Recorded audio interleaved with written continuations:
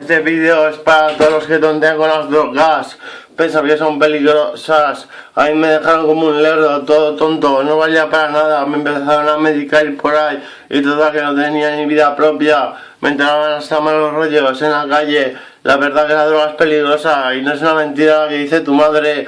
Es muy viciosa, eso sí, te gusta. El momento es como la felicidad, pero solo plástico, es una felicidad falsa.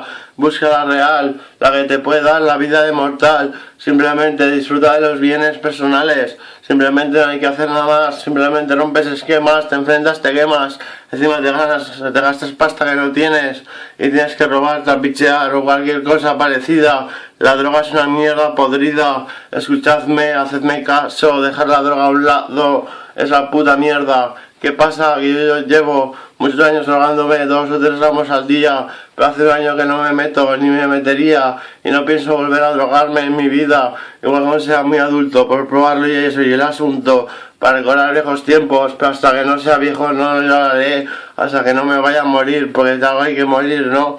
Pues moriré a gusto, pero de momento paso, no voy a joderme mi juventud por unas cuantas subidones de adrenalina. Aquí está el que se sale, el que tiene toda la adrenalina. ¿Qué pasa? Que me la coma, que me la coma. Iré a la Moncloa con una escopeta y la bandera española y la haré mía, porque la Moncloa es una cloaca y tiene que ser una hegemonía. ¿Qué pasa? Que no puedes con mi armonía, que es la ateniense, no, aquí tienes no, casa no, fresco, yo sí que sí.